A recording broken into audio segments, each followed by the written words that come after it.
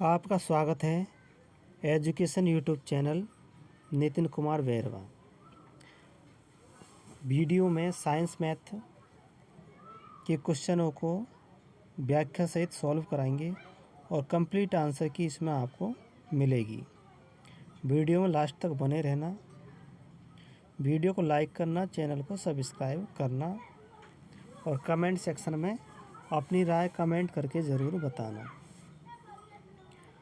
रीट पात्रता परीक्षा science math का क्वेश्चन हम सॉल्व करते हैं। 91 से शुरुआत करते हैं।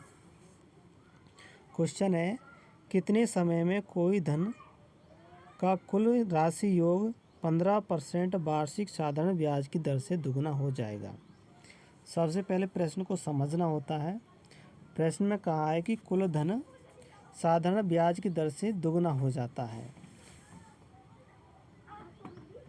यानी धन दुगना हुआ है। इसका मतलब ये है कि ब्याज जितना धन था उतना ही ब्याज हो गया। अब इसको हम व्यवस्थित करते हैं। व्यवस्थित करने के लिए हमारे पास है साधारण ब्याज का सूत्र होता है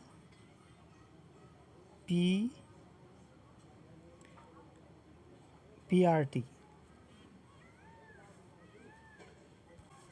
साधारण ब्याज का सूत्र होता है PRT/100 बराबर SI, यानी सिंपल इंस्टेंस। इसमें इसके मान रखते हैं। हमारे पास मूलधन कितना है, X। दर दे रखिए 15% वार्षिक है और समय हमको ज्ञात करना T। और जितना हमारा ब्याज था उतना ही मूलधन है, तो बराबर X में रख देते हैं। अब यहाँ पर X को X से काट देंगे, फिर हमारे पास में बचेगा T बराबर 100। T बराबर 100/15। अब इसको सॉल्व करेंगे। 15 छक्की 90, 10/15। 6 वर्ष और 10/15 है, तो इसको हम महीने में बदल लेंगे। 10/15 को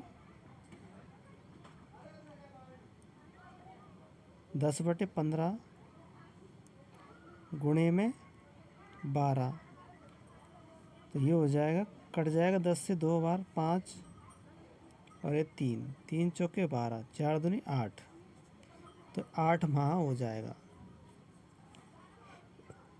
तो हमारा आंसर हो जाएगा 6 वर्ष और 8 माह।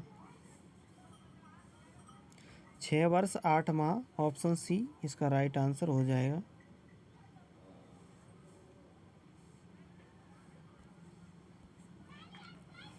ऑप्शन सी इसका राइट आंसर हो जाएगा 6 वर्ष 8 माह।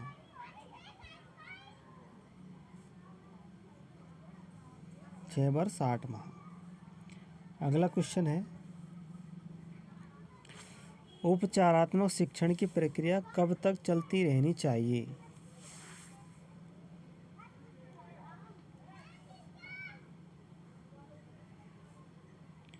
जब तक छात्र रुचि ना ले, जब तक विद्यालय में समय नहीं मिले, जब तक अन्य अध्यापक कक्षा में नहीं आए, जब तक छात्रों की कमी दूरी ना हो। तो इसका राइट आंसर हो जाएगा ऑप्शन डी, जब तक छात्रों की कमी दूर नहीं हो। अगला क्वेश्चन है, एक वर्ग के लिए कितनी सममित रेखाएं होंगी? सममिति की रेखाएं, सममिति की रेखाएं उनको कहते हैं जब किसी आकृति में दाएं रेखा किसी आकृति को बीच में से मोड़ा जाता है तो उसका दायां भाग बाएं भाग को पूरी तरह ढक लेता है, तो ऐसी रेखाओं को सममित रेखाएं कहते हैं। और एक वर्ग में 4 सममित रेखाएं होती है। जैसे वर्ग है, इस वर्ग में एक रेखा ये हो जाएगी, एक रेखा ये हो जाएगी, एक ये हो जाएगी और एक ये हो जाएगी। तो 4 रेखाएं होती हैं जो आपस में बीच में से मोड़ने पर एक दूसरे को ढक लेती है। तो इसका राइट आंसर हो जाएगा ऑप्शन 4। अगला क्वेश्चन में हमें ग्राफ दे रखा है, यानी पाई चार्ट दे रखा है, दंड आरेख। और दंड आरेख में ये दंड आरेख है। दंड आरेख में हमें इस तरफ तो दे रखी है पालतू जानवरों की संख्या, और यहाँ जानवरों के नाम दे रखे हैं नीचे। अब क्वेश्चन में पूछा है कि पालतू जानवरों में सर्वाधिक लोकप्रिय कौन सा है। ये कह रहा है गाय के बाद।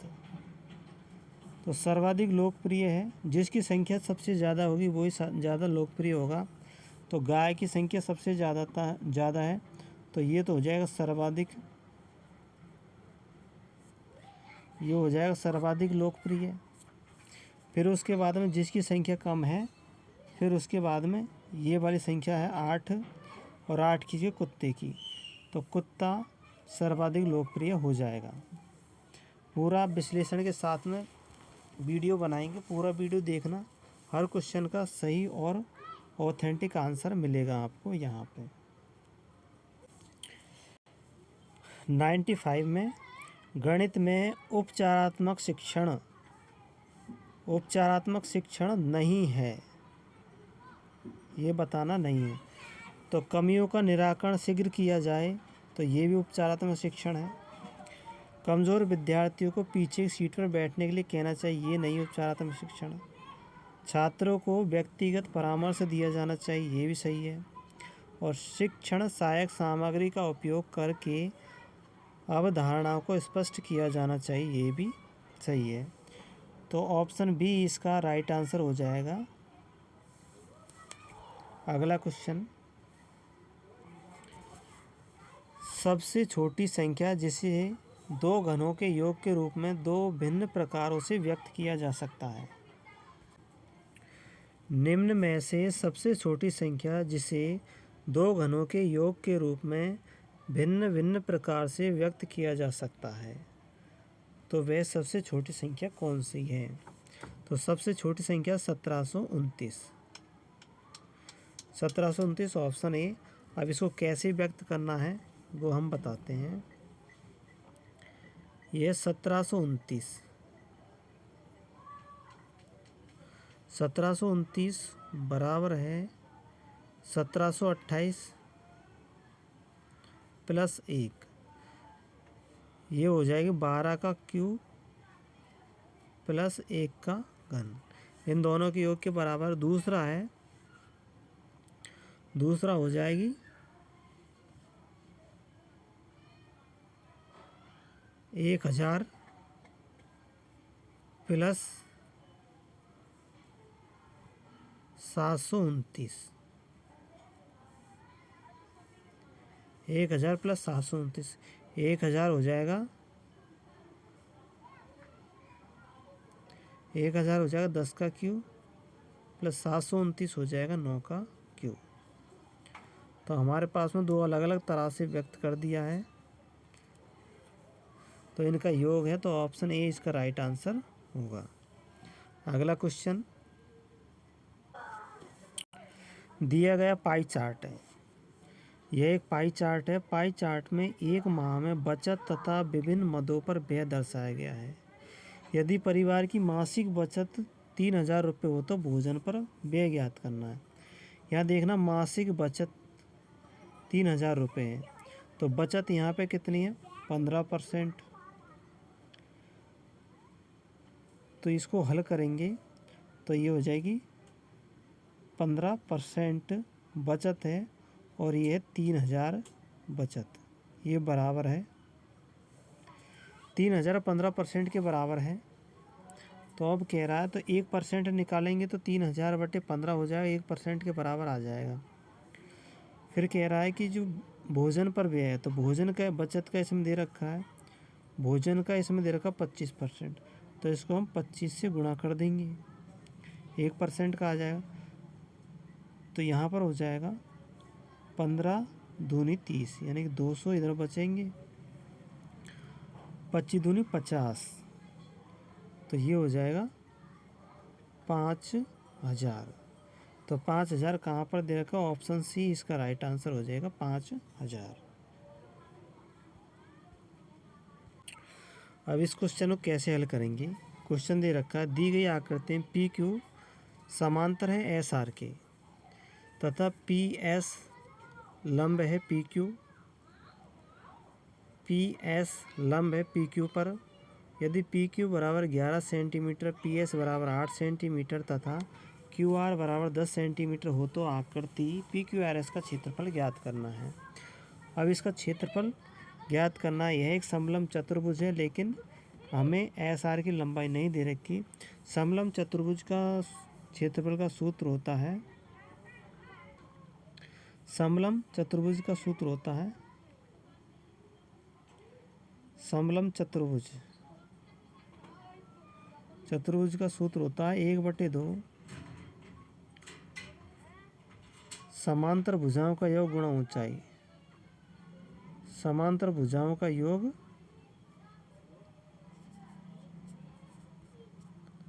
गुणा ऊंचाई।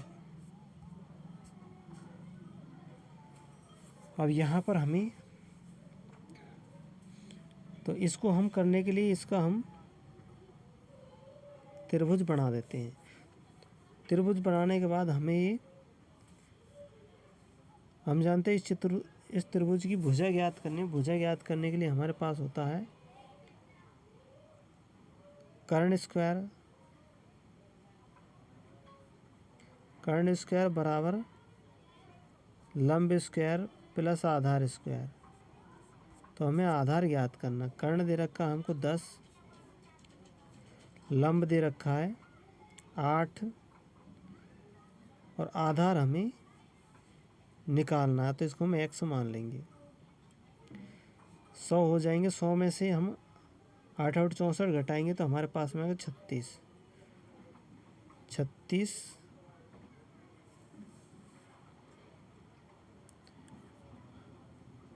अब 36 का हम स्क्वायर करते हैं तो x बराबर आ जाएगा 6। तो हमें ये 6 मान प्राप्त हो गया, 6।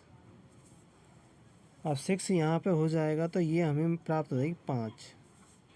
अब समलंब चतुर्भुज के क्षेत्रफल के सूत्र में हम इनको लगा देते हैं 1/2 समांतर भुजाओं का योग गुणा ऊंचाई। समांतर हो जाए 11 + 5 16, ऊंचाई दे रखी है 8 सेंटीमीटर। तो इसका हल करने पर आ जाएगा 16 चौके 64 सेमी स्क्वायर। तो हमारा राइट आंसर हो जाएगा ऑप्शन बी, 64 सेमी स्क्वायर। अगले क्वेश्चन की ओर चलते हैं। यदि एक विद्यार्थी अलग अलग परीक्षकों से गणित के परीक्षण में 100 में से 52 अंक प्राप्त करता है तो यह परीक्षण की कौन सी विशेषता दर्शाता है? तो यहाँ पर सबसे बड़ी विशेषता दे रखी है, परीक्षण की बात कर रहा है। ये परीक्षण की बात कर रहा है, यानी कि इसमें परीक्षण करता है, यानी प्रैक्टिकल करता है। तो परीक्षण का मतलब हो गया विश्वसनीयता आएगा इसमें। अगर यहाँ पर परीक्षण की जगह पर मूल्यांकन होता या फिर समय परिस्थिति बदल जाती तो उसमें वस्तुनिष्ठता आता। तो यहाँ परीक्षण की बात की जा रही है तो अलग अलग परीक्षकों से आएगी तो इसमें विश्वसनीयता आएगी। अगला क्वेश्चन है, क्वेश्चन दे रखा है कितने समय में 20% वार्षिक चक्रवृद्धि ब्याज की दर से 1,000 रुपये का ब्याज 440 रुपये होगा। अब हम जानते हैं कि चक्रवृद्धि ब्याज निकालने का सूत्र होता है मूलधन गुणा 1 + 10/100 की घात समय बराबर मिश्र धन आता है। अब यहाँ हम मूलधन लेते हैं। मूलधन हमारा हो जाएगा 1,000 रुपये। 1,000 रुपये मूलधन हो जाएगा। इसको हम लिख सकते हैं, दर दे रखी है हमें 20%, तो इसको हम लिख देंगे 120/100। और ये समय मिश्र धन हो जाएगा। ब्याज को और मूलधन को मिला करके मिश्र धन हो जाएगा 1,440 रुपये। अब यहाँ हम इसको हल करते हैं तो हमारे पास में रह जाएगा 120/100। तो हम यहाँ से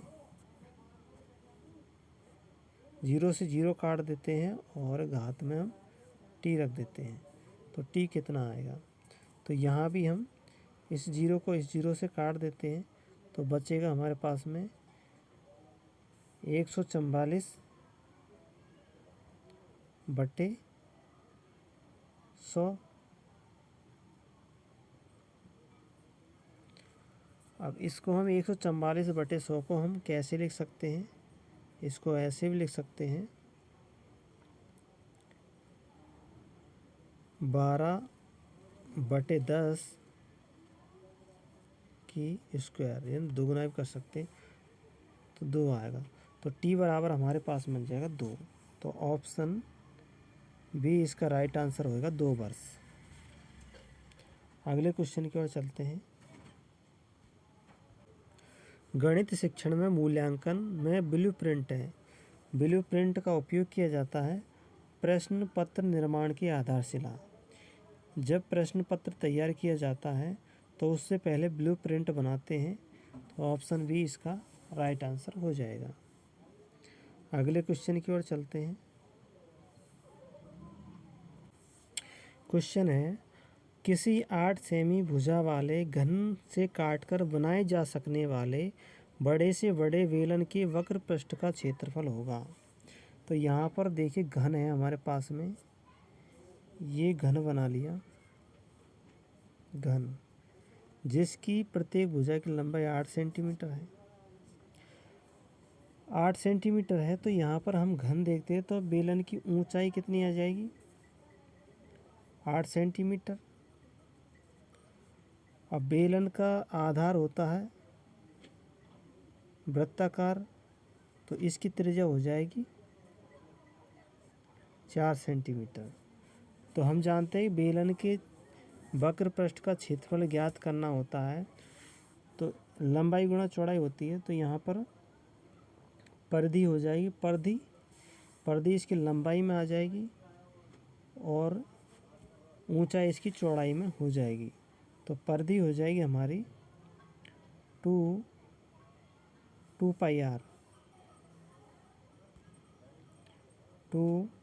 पाई आर गुणा ऊंचाई दे रखी है हमें 8 सेंटीमीटर। तो 2 पाई आर इसकी लंबाई हो जाएगी। और यहाँ पर आर दे रखा है हमको 4 सेंटीमीटर। तो 8 चौके 32 और 32 दूनी 64, तो 64 पाई सेमी स्क्वायर हो जाएगा। ऑप्शन बी इसका राइट आंसर होगा। अगले क्वेश्चन की ओर चलते हैं।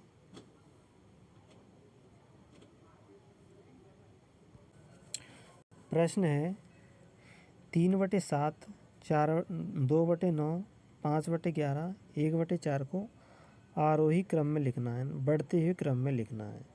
तो इसको हल करने के लिए सबसे पहले या तो ऊपर वाले अंश, जितने भी अंश है उन सब का लैसे लेना है या फिर हर का लैसे लेना है।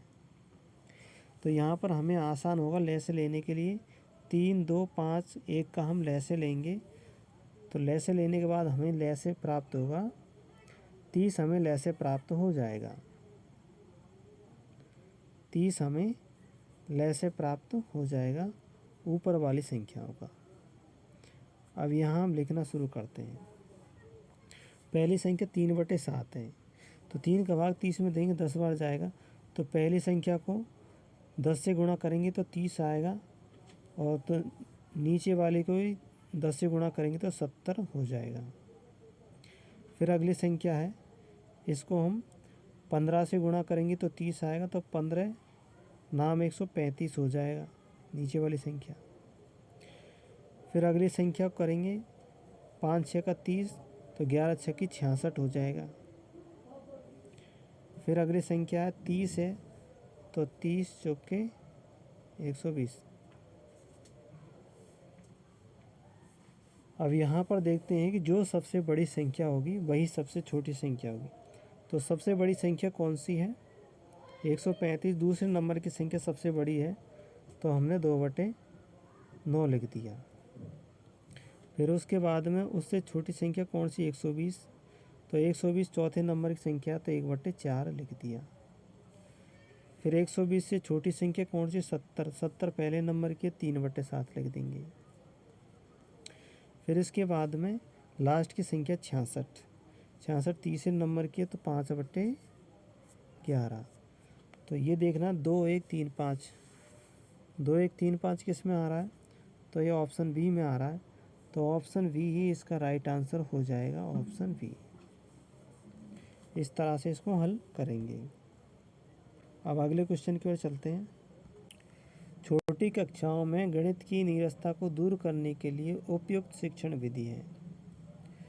तो यहाँ सबसे उपयुक्त विधि है खेल और मनोरंजन विधि हो जाएगी, ऑप्शन सी इसका राइट आंसर होगा। अगला क्वेश्चन है √64 घात 2/3 प्लस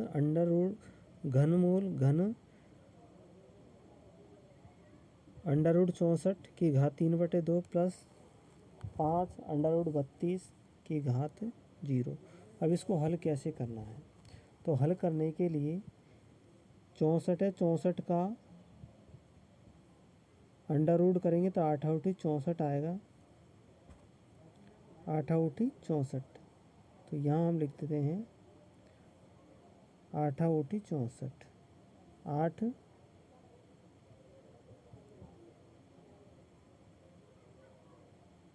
और इस पर घात रहेगा 2/3। तो हम इसको ऐसे लिख सकते हैं 2 की घात 3, 8 को हम लिख सकते 2 की घात 3 की घात 2/3, घात 2/3। अब एक घात है तो 2/3, 3 से 3 कट जाएगा, तो बचेगा हमारे पास में क्या? 2 का स्क्वायर। तो 2 का स्क्वायर हो जाएगा 4। तो पहली संख्या का हो जाएगा हमारे पास में 4। फिर अगली संख्या को करते हैं 64। 64 का हम घनमूल निकालेंगे तो 4 चौको 16, 16 चौको 64, तो 4 रह जाएगा। 4 पर घात रहेगा 3/2। तो इसको हम ऐसे लिख सकते हैं 2 की घात 2 और इसको 3/2। तो 2 से 2 ये कट जाएगा, 2 की घात 3, तो हो जाएगा 8। तो यहाँ पर प्लस लिख देंगे हम 8। और हम जानते हैं कि जिसकी घात 0 होती है उसका हमेशा 1 आता है। तो यहाँ हमारे पास में आ जाएंगे 4 + 8 + 1, तो इनको जोड़ेंगे तो बराबर 13 हो जाएगा। तो 13 कौन से ऑप्शन में? ऑप्शन डी है। तो ऑप्शन डी इसका राइट आंसर हो जाएगा 13। अगला क्वेश्चन हल करते हैं। निश्चित घटना की प्रायिकता होगी। निश्चित घटना की प्रायिकता हमेशा 1 होती है। अगला क्वेश्चन, अब यहाँ इसको हल करते हैं। 1/2 का 20% प्लस 1/3 का 30% बराबर है। तो 20% को हम कैसे लिख सकते हैं? 1/2 का 20%, तो इसको हम लिख सकते हैं गुणे में करके। तो 1/2 का 20% यानी गुणा बटे 100। इसको भी हम ऐसे लिख सकते हैं गुणा 100। परसेंट हट जाएगा, 100 लगाने पर परसेंट हट जाएगा, यहाँ से ये परसेंट हट गया। अब यहाँ ये 3 से 3 कट जाएगा और ये 0 से 0 कट जाएगा। यहाँ ये 2 से 2 कट जाएगा और 0 से 0 कट जाएगा। तो हमारे पास में आ जाएगा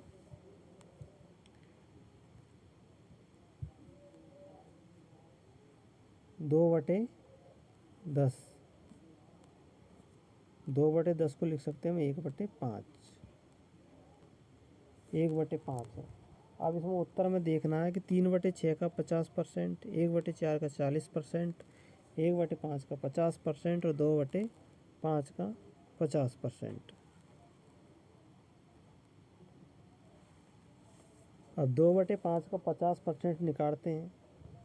तो यहाँ पर देखिए 2/5 का 50% निकालेंगे तो यहाँ से ये कट जाएगा 2 बार और 2 से 2 कट जाएगा, बचेगा हमारे पास में 1/5। तो 1/5 यहाँ है, सेम टू सेम है, ये भी 1/5 है, यहाँ भी 1/5 है। तो इसका राइट आंसर हो जाएगा ऑप्शन डी। अगले क्वेश्चन की ओर चलते हैं। गणित की प्रकृति होती है, गणित की प्रकृति हमेशा तार्किक होती है। तो ऑप्शन ए इसका राइट आंसर हो जाएगा, ऑप्शन ए। यह क्वेश्चन है x³ + y³ के बराबर क्या है। 4 ऑप्शन है, चारों ऑप्शनों में इनको गुणा करके चेक करना है। तो हम सी ऑप्शन को चेक करते हैं, गुणा करते हैं। तो x को हम गुणा करेंगे x² से, तो हमारे पास में आएगा x³। फिर हम x को xy से गुणा करेंगे तो माइनस का चिन्ह लगेगा, x² y। फिर प्लस का चिन्ह लगाएंगे और y² x। फिर हम y से इसको गुणा करेंगे, अगले को y से गुणा करेंगे, प्लस का चिन्ह हमारे पास में, तो x² y। फिर माइनस का चिन्ह है, तो x² x y² आ जाएगा, प्लस माइनस का चिन्ह x² y। फिर बचेगा हमारे पास में y³ प्लस y³। अब इनको सॉल्व करेंगे। तो ये हमारे पास में x³ था, x² y प्लस का है, और ये x² y ये माइनस का है। तो ये x² का y और ये प्लस का है, तो x² का y यहाँ से कट जाएगा। फिर y² x और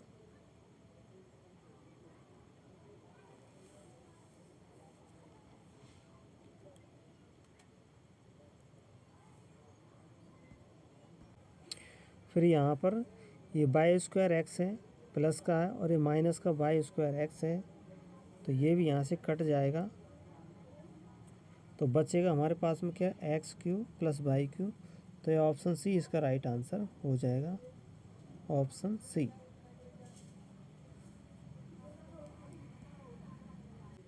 ज्ञान के वृक्ष की मुख्य जड़ क्या है। गणित होगी ज्ञान के वृक्ष की मुख्य जड़। अब हमारे पास में अगला क्वेश्चन है, जॉन ने एक पुराना फ्रिज खरीदा और उसे 1500 रुपये में मरम्मत कराकर 8100 रुपये में बेचने पर उसे 10% की हानि हुई। तो उसने फ्रिज कितने में ख़रीदा। अब इसको हल कैसे करेंगे।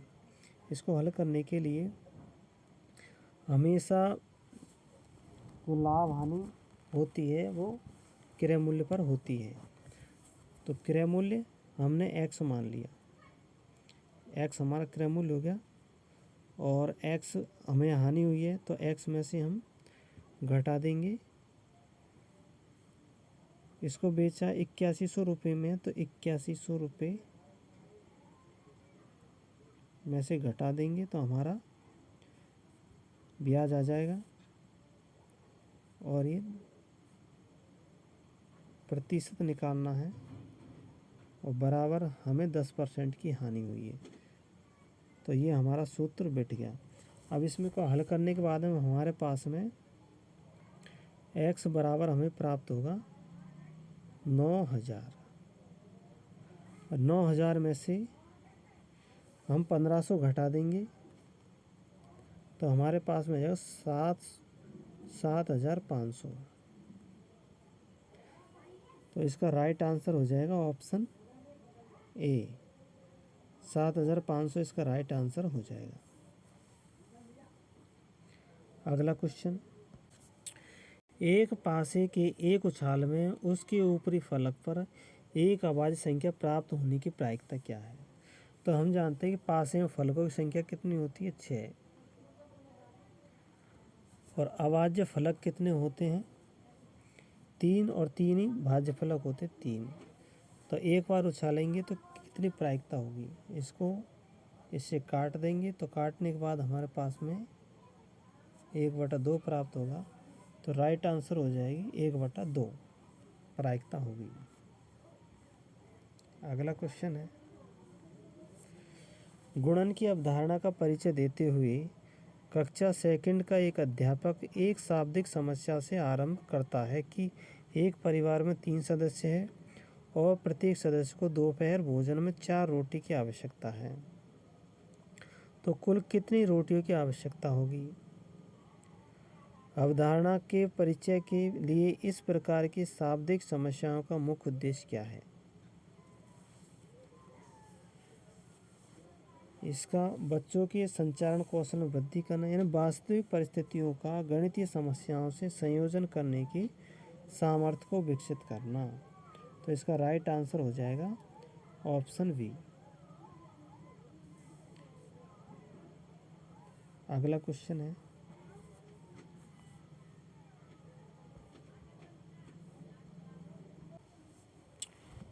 है, आकृति में पी क्यू लंब है पी एस पर, पी क्यू समांतर है एस आर के, कोण क्यू 28 डिग्री, कोण आर 65 डिग्री है, तो एक्स का मान ज्ञात करना है। तो 65 का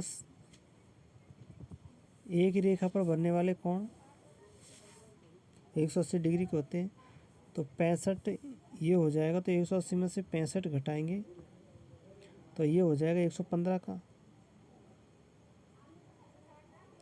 115 और त्रिभुज के आंतरिक कोणों का 180 डिग्री होता है, तो 115 और 128 इसको जोड़ करके 180 में घटा देंगे तो हमारे पास 37 आएगा।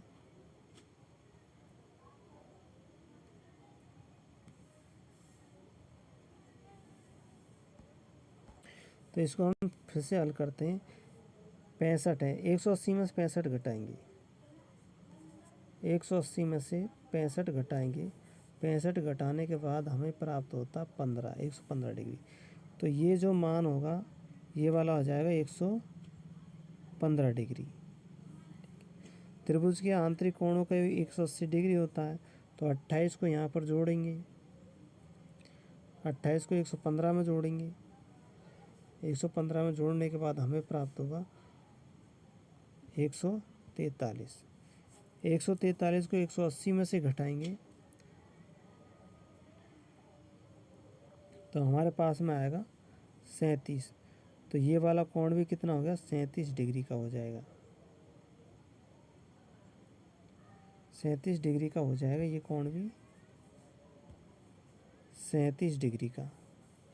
अब ये 90 डिग्री का है, तो ये समांतर रेखाओं के मध्य में है, तो ये भी 90 डिग्री का हो, 90 में 37 घटा देंगे हम, 37 घटाएं 3 और 4,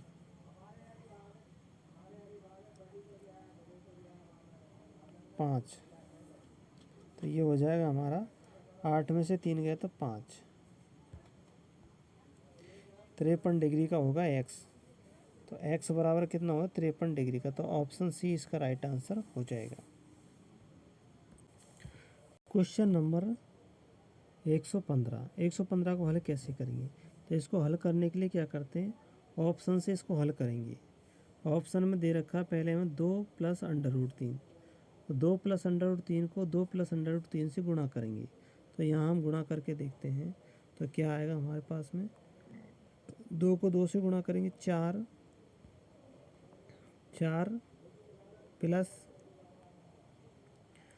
फिर प्लस लगा के 2 को √3 से गुणा करेंगे 2 √3, फिर प्लस, फिर हम √3 को 2 से गुणा करेंगे तो 2 √3, फिर प्लस, जब √3 को √3 से गुणा करेंगे तो हमें 3 प्राप्त होगा। अब इसको जोड़ेंगे तो 4 और 3 7 हो जाएंगे, प्लस 2 √3, 2 बार है, तो 2 बार को हम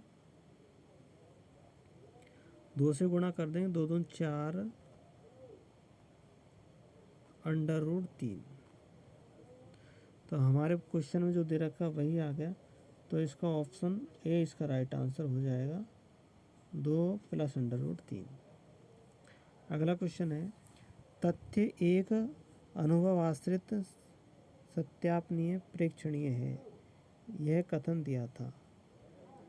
अनुभव आश्रित और सत्यापनीय प्रेक्षणीय ही है, ये दिया था गुड एंड हैट ने दिया था। ऑप्शन ए इसका राइट आंसर होगा। 3 सेमी, 4 सेमी, 5 सेमी घनों को पिघलाकर एक बनाए गए घन की भुजा होगी। तो यहाँ पर हमें प्रत्येक घन का हमें आयतन लेना है और फिर उसको जोड़ना है, और जोड़ने के बाद में बड़े घन बन जाएगा, फिर उसका भी हम प्रत्येक भुजा निकाल लेंगे। तो यहाँ इसको हल करते हैं। तो हल करने के लिए क्या करते हैं, 3 का क्यूब प्लस 4 का क्यूब प्लस 5 का क्यूब, तो इनको करेंगे तो ये हो जाएगा हमारा 27 प्लस 64 प्लस 125। अब इनको जोड़ेंगे, जोड़ने के बाद में जो हमें प्राप्त होगा, जोड़ने पर हमें प्राप्त होगा 216, और 216 का हम घनमूल निकालेंगे तो हमें 6 सेमी प्राप्त होगा। ऑप्शन बी इसका राइट आंसर हो जाएगा। कार्य पुस्तिका का उद्देश्य है, कार्य पुस्तिका का उद्देश्य अभ्यास के अवसर देना, तो ए इसका राइट आंसर हो जाएगा। चलिए हमारे पास क्वेश्चन है, 2 कोष्टक 0.8 बार कोष्टक बंद को हल करना है। तो इसको हल कैसे करेंगे, तो हल करने का तरीका है, सबसे पहले हमें ये पता होना चाहिए कि 8 बार का मतलब होता है कि बार बार 8 आ रहा है। तो इसको हम ऐसे लिख देंगे, बार बार 8 आ रहा है, तो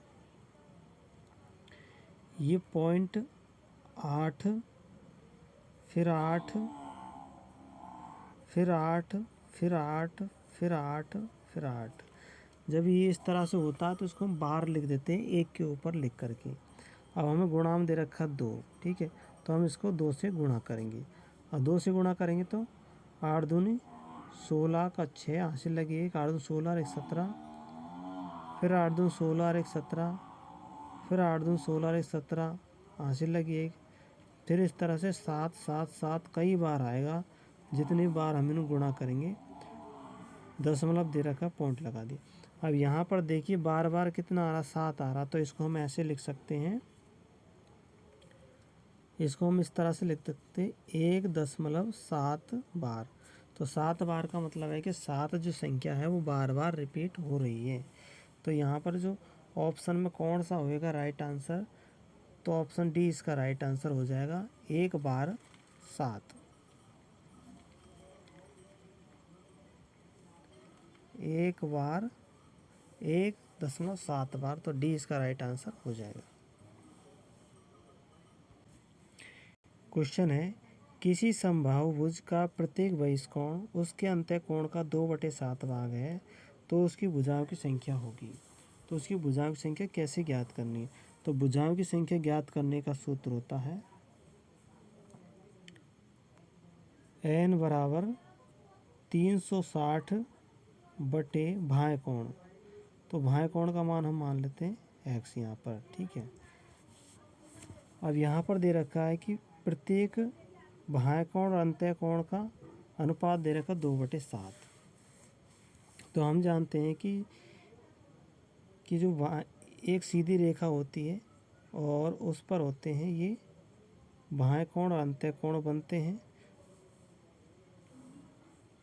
भाय कोण और अंतः कोण बनते एक सीधी रेखा पर बनते हैं, तो इनका योग क्या होता है, तो इस तरह से होते हैं। तो जो भाय कोण का मान दे रखा 2 और अंतः कोण का मान दे रखा 7। अब इन दोनों का मान कितना होता है, 180 डिग्री होता है।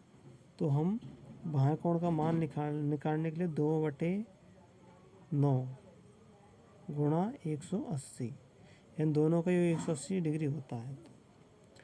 तो ये काट के हो जाए 9 दूनी 18, 20 20 दूनी 40, यानी 40 डिग्री आ जाएगा बाह्य कोण का मान।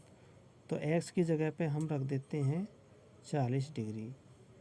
तो यहाँ से इसको काट देंगे तो 4 नाम 36, ये 9 बार कट जाएगा। तो भुजाओं की संख्या कितनी आ जाएगी? 9। तो ये ऑप्शन डी इसका राइट आंसर हो जाएगा। अब ये साइंस के क्वेश्चन आ चुके हैं। कॉलम को मिलाना है। गहरे रंग के कपड़ों को पहनने को वरीयता देने का समय सर्दियों में है। गहरे रंग के कपड़ों को सर्दियों में क्यों पहनते हैं? क्योंकि ये प्रकाश का अवशोषण करते हैं। गहरे रंग के कपड़े प्रकाश का अवशोषण करते हैं तो ठंड नहीं लगती। समुद्र समीर के बहने का समय है। समुद्र से हवाएं कब बहती है? समुद्र से हवाएं बहती है दिन के समय में। दिन के समय में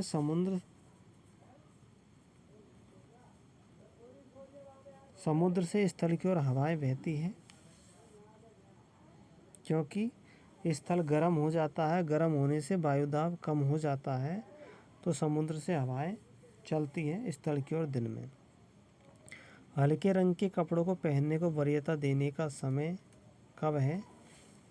तो गर्मियों में पहनते हैं, ताकि सबसे गर्मी कम से कम लगे, सूर्य का प्रकाश कम खींचे। थल समीर के बहने का समय है। थल समीर बहती है रात के समय।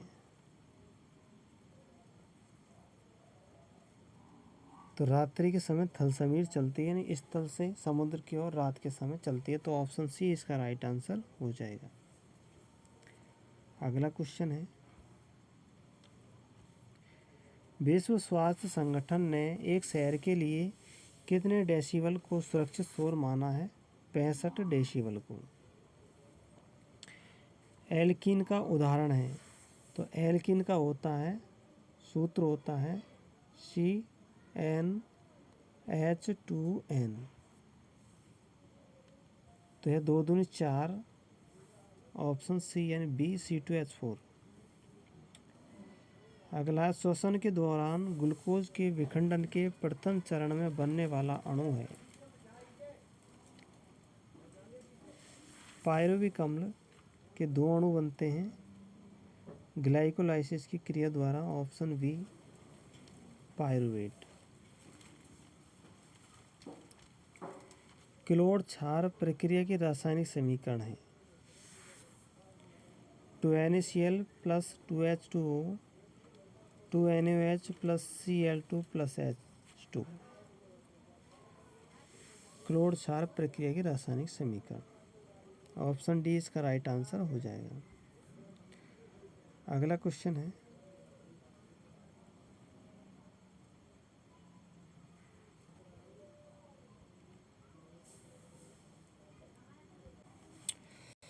दो समतल दर्पण x व y एक दूसरे के लंबवत रखे हैं, यानी कि 90 डिग्री का कोण बना रहे हैं एक दूसरे से। ठीक है। प्रकाश की एक किरण दर्पण x पर 30 डिग्री कोण पर आपतित होती है, अभिलंब से 30 डिग्री कोण बनाती है। यहाँ पर ये 30 डिग्री कोण है, जैसा कि नीचे चित्र में दर्शाया गया। दूसरे दर्पण y से परावर्तित होने वाली किरण का उसी दर्पण y पर आपतित किरण के साथ में कोण होगा। तो यहाँ पर ये आपतित होगी, तो ये यहाँ पर आपतित होगी, तो यहाँ पर ये दर्पण से 30 डिग्री कोण बनाएगी और 30 डिग्री कोण पर ही वापस निकल जाएगी। तो हम जानते हैं कि एक सीधी रेखा पर बनने वाले कोणों का मान कितना होता है? 180 डिग्री। तो यहाँ 30 और 30 60 डिग्री हो जाएगा, तो 180 में से 60 घटा देंगे, 60 घटाएंगे तो 120 डिग्री आ जाएगा। तो इस कोण का मान हो जाएगा हमारा 120 डिग्री। तो 120 डिग्री किसके साथ में कोण बना रही है? आपतित और परावर्तित किरण के साथ में बना रही है। तो ऑप्शन डी इसका राइट आंसर हो जाएगा। साइंस के क्वेश्चन है अब, कौन से अपशिष्ट का पुनर्चक्रण द्वारा उपचारित करना सबसे उत्तम है? तो घरेलू अपशिष्ट का पुनर्चक्रण नहीं हो सकता है, फिर से उसको इस्तेमाल करके नहीं कर सकते। कृषि अपशिष्ट भी इसी में आ जाते हैं। और चिकित्सा अपशिष्ट का भी उपयोग नहीं होता, एक बार उपयोग होता। धातु है, धातु को हम बार बार पिघला कर के काम में ले लेते हैं, नई नई धातुएं बना करके। क्वेश्चन है, एक कार 18 किलोमीटर प्रति घंटे की चाल से 10 मिनट चलती है। इसके पश्चात वह 36 किलोमीटर प्रति घंटे की चाल से 15 मिनट चलती है। तो कार द्वारा तय की गई कुल दूरी बतानी है। तो यहाँ देखिए, इसको जोड़ना है हमें दोनों दूरियों को, तो प्लस का चिन्ह लगा देते हैं हम यहाँ पर। 18 किलोमीटर 1 घंटे में चलती है, तो 1 घंटे में 60 मिनट होते हैं, तो 60 मिनट में कितनी चलेगी? तो 60 मिनट में चलती है 18 किलोमीटर। तो 1 मिनट में कितनी चलेगी? 18/60। तो 10 मिनट में कितनी चलेगी? इसको गुणा कर देंगे 10 से। इसी तरह हम इसको भी यहाँ से गुणा कर देंगे 60 से, ठीक है। फिर यहाँ पर 0 से 0 कट जाएगा 10 का, और 36 18, 3 प्लस, फिर यहाँ पर भी 15 चौको 60 और 4 को 4 नाम 36, 9 बार, तो 9 और 3 12 हो जाएगा। तो 12 ऑप्शन सी है इसका राइट आंसर हो जाएगा। 12 किलोमीटर चलेगी। अगला क्वेश्चन है, विद्यार्थी अम्ल व क्षार के मध्य अंतर कर सकेगा, यह कथन कौन से अधिगम उद्देश्य को प्रदर्शित करता है? तो यह विश्लेषण कर सकता है, अम्ल क्षार में अंतर करना, ऑप्शन ए राइट आंसर होगा। अगला क्वेश्चन, कौन सी ग्रीन हाउस गैस वैश्विक ऊष्मीकरण में योगदान नहीं देती? नाइट्रोजन नहीं देती। तो इसका राइट आंसर हो जाएगा नाइट्रोजन। मीथेन देती है, नाइट्रस ऑक्साइड देती है, कार्बन डाइऑक्साइड ग्रीन हाउस गैसें हैं। निबंधात्मक परीक्षण का गुण है विचारों की स्वतंत्रता, ऑप्शन ए। निबंधात्मक में अपने विचारों को खूब लिखो, कोई रोक टोक नहीं है।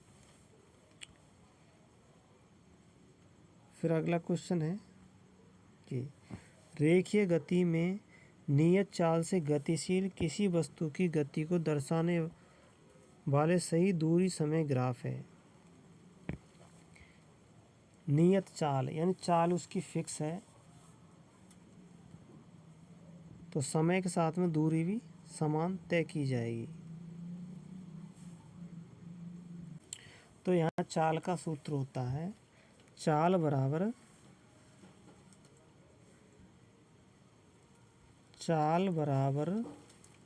दूरी बटा समय। अब यहाँ देखिए, चाल जब फिक्स रहेगी तो दूरी और समय भी फिक्स रहेगी। दूरी बढ़ेगी तो समय बढ़ेगा। तो यहाँ देखिए, दूरी बढ़ रही है लेकिन समय धीरे धीरे बढ़ रहा है, तो ये भी नहीं होगा। यहाँ पर दूरी बढ़ रही है तो समय बढ़ रहा है, साथ साथ में बढ़ रहा है, तो ये भी हो जाएगा। यहाँ पर दूरी को फिक्स कर दिया, समय बढ़ रहा है, तो ये भी गलत है। यहाँ पर दूरी बढ़ रही है तो समय बढ़ रहा है, तो ये सही है। तो यहाँ पर 2 और 4 ऑप्शन सही है, तो ऑप्शन बी इसका राइट आंसर हो जाएगा। जड़ों में न्यूमेटोफोर का पाया जाना। न्यूमेटोफोर बोलते हैं श्वसन मूल।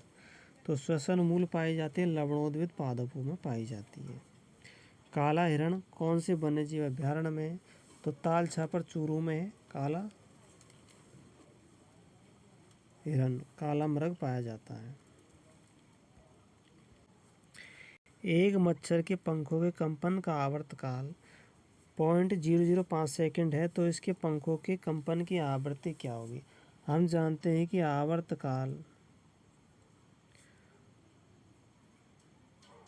आवर्तकाल व्युत्क्रमानुपाती होता है आवृत्ति की। आवृत्ति के व्युत्क्रमानुपाती होता है, तो आवृत्ति हमें निकालनी है, तो आवर्तकाल हो जाएगा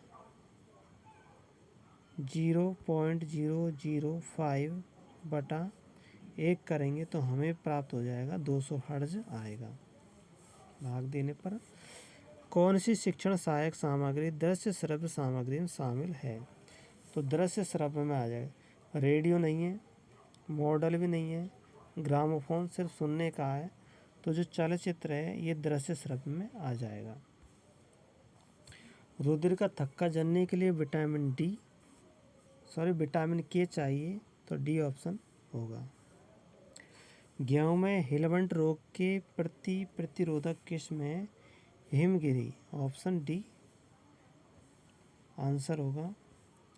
वे ऐसे पहले वैज्ञानिक थे जिन्होंने यह देखा कि जब किसी चालक तार में धारा प्रवाहित होती है तो उसके पास रखी चुंबकीय सुई में विक्षेप होता है, तो उसका नाम बताना है। तो उस वैज्ञानिक का नाम है हैंस क्रिश्चियन ओर्स्टेड। विद्युत चुंबक।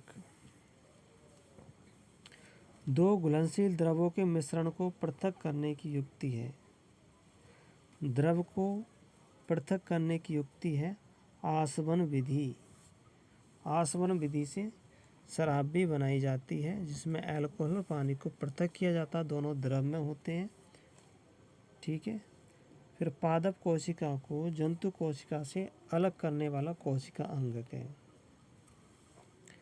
तो जो प्लास्टिड होते हैं वो पादप कोशिका में पाए जाते हैं। रसधानियाँ जंतु और पार्षद दोनों में पाई जाती है। माइटोकॉन्ड्रिया पाए जाते हैं। गोल्जी उपकरण भी दोनों में पाया जाता है। कवक का उदाहरण जिसका उपयोग एंटीबायोटिक के निर्माण में किया जाता है, तो पेनिसिलियम का प्रयोग किया जाता है। कथन दे रखे हैं, प्लास्टिक स्ट्रॉ को पॉलीथीन से रगड़ने पर वह ऋणावेशित हो जाती है।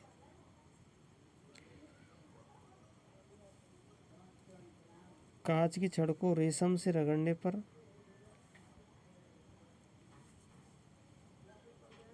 वह ऋणावेशित हो जाती है।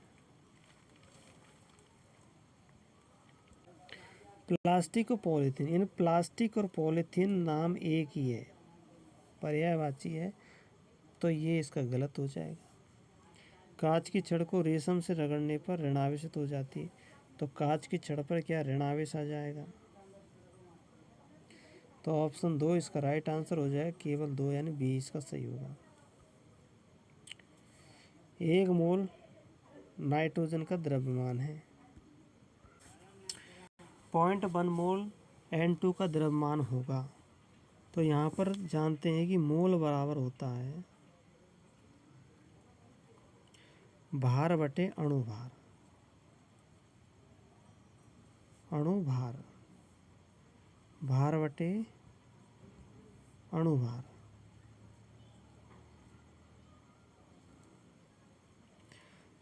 तो हमें भार निकालना, तो मोल बराबर दे रखा है हमको 0.1 दे रखा है। अणुभार दे रखा है। नाइट्रोजन का अणुभार क्या होगा, यानी N2 का। नाइट्रोजन का 7 होता है, 7 दूनी 14। नाइट्रोजन का अणुभार होता है 14, तो N2 का अणुभार हो जाएगा 28।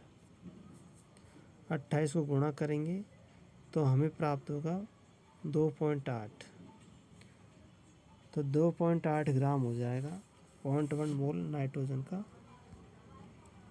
प्लाज्मोडियम में जनन किससे होता है? प्लाज्मोडियम जनन होता है मल्टीफिशन द्वारा होता है। प्रोजेक्ट वह से परियोजना गतिविधि है जो पूर्ण मनोयोग के साथ सामाजिक वातावरण में की जाए। यह कथन किस शिक्षा शास्त्री ने दिया था? ये दिया था विलियम हार्ट किलपैट्रिक ने दिया था, ऑप्शन डी। भूजल संकट का कारण नहीं है, तो जल स्रोतों का प्रदूषण होना ये भी कारण है। भूजल का अतिदोहन भी है। पारंपरिक स्रोतों की उपेक्षा करना ये भी है, लेकिन जो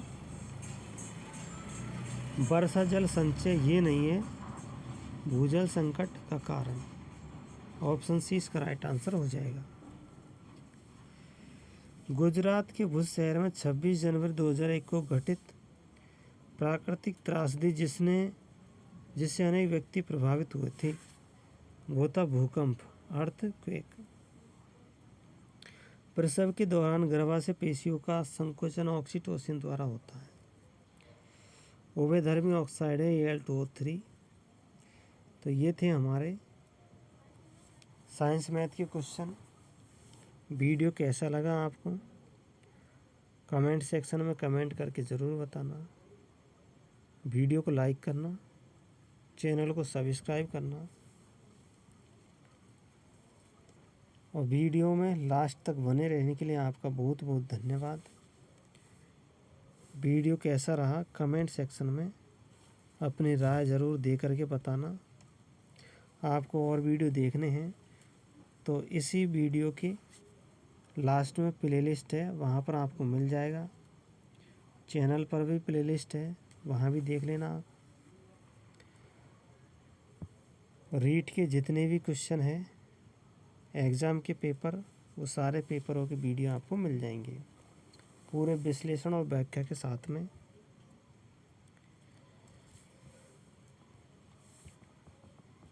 तो वीडियो के लिए आपका बहुत बहुत धन्यवाद। भाषाओं के वीडियो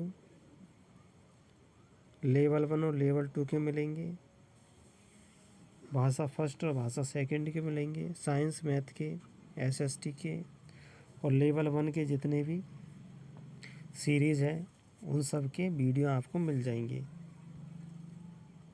शिक्षण विधियाँ हैं सबके मिलेंगे। तो यहाँ तक बने रहने के लिए आपका बहुत बहुत धन्यवाद।